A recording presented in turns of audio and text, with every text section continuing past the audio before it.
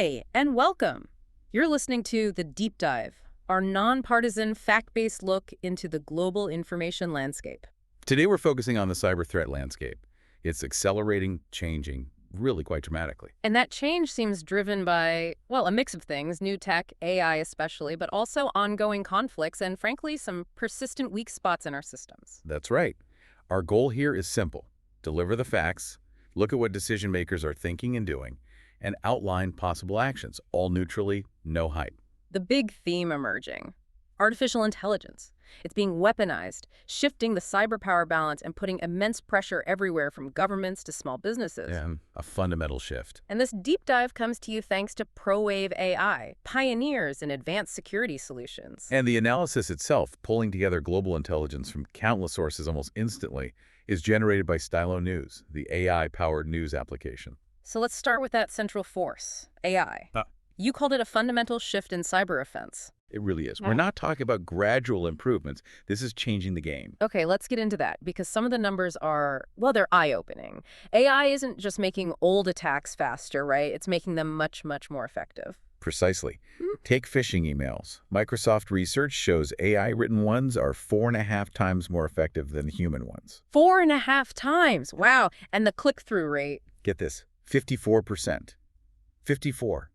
Compared to maybe 12% for the traditional scams we're used to seeing. 54%. That's incredibly high. It means the usual advice, spotting typos or weird phrasing, it just doesn't work anymore. Exactly. AI crafts personalized, specific messages at scale. The mistakes human attackers make, gone. So they slip right past the old signature-based defenses that look for known patterns. Right, the pattern matching fails because each attack looks unique, tailored. So what's the path forward then? What's the recommended course of action? Well, experts are pushing for a real paradigm shift. Alan Ford, he's the CEO of Strongest Layer, he's been very clear. We need to move from looking at what it is, the signature, to what it's trying to do. The intent. Intent-based detection. Okay, so analyzing the goal of the email or the action, not just its appearance. That's the idea. It's much harder for AI to fake malicious intent convincingly and consistently. That Forbes piece framed it as a gunpowder moment for cyber attacks. Speed, precision, scale, potentially overwhelming manual defenses. And we see this playing out globally. Look at the Philippines, a 49% surge in cyber attacks. Reports link it directly to AI-driven deepfakes and data leaks hitting critical sectors: healthcare, finance. And attackers are clever, using even high-level fears as bait. Absolutely. Iran Press News highlighted crypto phishing scams playing on fears about quantum computing, using that complex threat as social engineering. Even if quantum decryption isn't a practical threat for most people today, it works. Which forces the defenders to use AI too, right? Cairo University held a session on this. What was their take? Their view was quite measured, actually. Not about banning AI, but governing it. They stressed needing a clear roadmap, keeping humans in the loop, crucial oversight, and using very precise metrics to track performance and manage risks like adversarial attacks. Adversarial attacks. Remind us quickly. That's where attackers deliberately fool AI systems, like tricking facial recognition or making a security system misclassify something dangerous. Attacks on the AI defenses themselves. Got it. And the reaction to Cairo University's approach was positive. Yes, social media sentiment seemed very supportive. People seemed to favor that proactive, controlled integration. Okay, so AI is one huge driver, but it connects directly back to geopolitical tensions, doesn't it? That's fueling attacks on critical infrastructure. It absolutely does. What happens in the physical world mirrors instantly online. Poland is a prime example, third in Europe for state-sponsored attacks. Sources point overwhelmingly to Russia targeting Polish government, science, NGOs. And the war in Ukraine provides the starkest examples. Groups like Killnet and Berezini, these aren't minor incidents. No, they're hitting hard. Breaching defense manufacturers, motorcycle, major insurance firms, leaking incredibly sensitive data.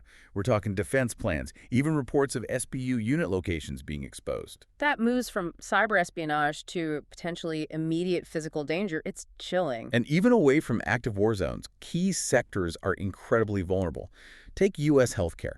Over 80% of medical organizations attacked in the last year. 80%. Yeah, the investment doesn't match the risk. Apparently not. Reports suggest only about a third really prioritize cybersecurity spending. It's a major disconnect when patient data, even patient safety, is on the line. We're also seeing very specific, complex campaigns targeting software supply chains, Cisco devices, Yeah. things like TigerJack, Operation Zero Disco. Yes, sophisticated stuff. And when these core enterprise systems get hit, the response has to be swift. CISA, the U.S. Cyber Agency, they don't mess around. Like that recent mandate for F5 networks, big JAP systems, patch immediately. Exactly. That kind of urgent directive shows how critical these vulnerabilities are and how actively they're likely being exploited by state actors. Looking ahead, the shift to 5G experts seem worried. They are. Because 5G is designed, decentralized, edge computing, billions of potentially insecure IoT devices, it just massively expands the potential attack surface. So many more doors to check. So how do you even begin to defend that kind of sprawling network? The consensus, like from Bitdefender Turkey's experts, is moving universally to zero trust models. Zero trust, meaning trust nothing by default. Essentially, yes. Don't assume anything inside the network is safe. Verify everything, continuously. Every user, every device, every access request. It's a fundamental security posture shift. And governments are reacting. Poland's focusing on protecting key sectors, using intel from Microsoft's reports, and the legal side is heating up too. Definitely. In the UK, the US, the regulations are evolving fast. More organizational accountability. Even talk of personal liability for executives if major breaches happen. The risk is reaching the very top. Which brings us down to the ground level. The local threats, especially for smaller organizations, and that ever-present human vulnerability. Right. Small and medium businesses, SMEs, they're facing an imminent threat, particularly with peak seasons like Black Friday coming up. The South Africa example is pretty stark. 1 in 3 SMEs hit by attacks. And only about a quarter, 26%, have cyber insurance. Think about that. They're facing, on average, 1,450 attack attempts every week. 1,450 a week. For a small business, that's overwhelming. What can they even do? Experts like John Dalton from Lula stress the basics, but they're vital.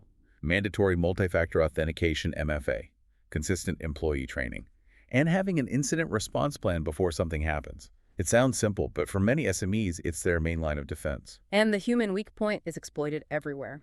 Germany's seeing massive phishing campaigns targeting bank customers, highly personalized using psychological pressure. Volksbank, Commerzbank. Big names. And what's worrying is, even with training, the confidence isn't always there. Look at Ireland.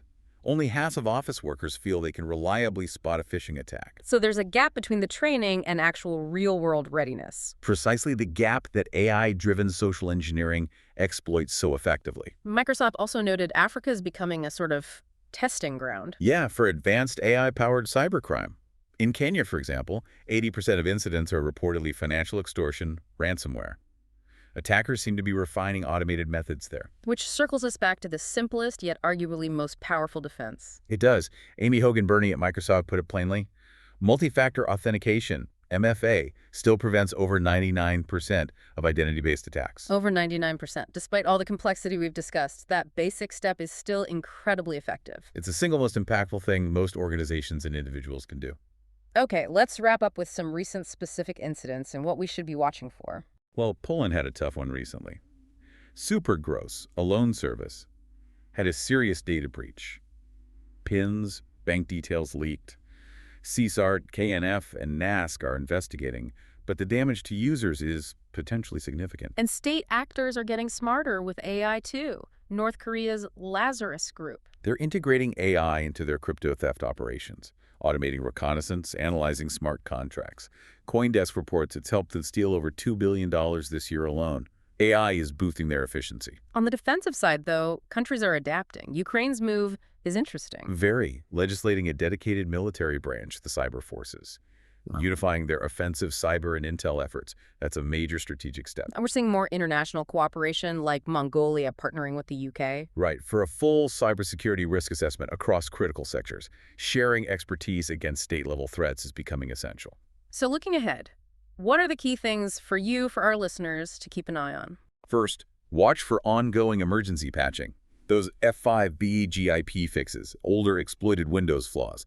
When CISA mandates patches, it usually means active attacks are happening. Second, the festive season. Expect a spike in attacks on shoppers, retailers, SMEs. Black Friday through the end of the year is prime time for cybercriminals. Absolutely. Third, regulatory moves. Look for action in Germany, the US, the UK. More pressure on executive accountability, more focus on managing AI risks. That's likely coming early next year. And finally, the tech itself. Continued rollout of those AI-driven, intent-based security tools, that'll be a major trend through 2026, 2027. That's right. So, to synthesize all this, AI has really intensified the digital arms race, hasn't it? It's shifted the power, making defense much harder, requires adaptation, human awareness, international cooperation. And it forces us to see security not just as a cost, but as fundamental to stability. Yeah. Economic, national, all of it. Which leads to a final thought. We hear warnings, like from Denmark, about a potential perfect storm cyber attack paralyzing society. We know AI gives attackers incredible leverage. That 54% phishing success rate proves it. So the question we have to ask ourselves, and you should ask too, is, are our defenses adapting quickly enough? Or is this democratization of offensive power fundamentally outpacing our ability to build resilience?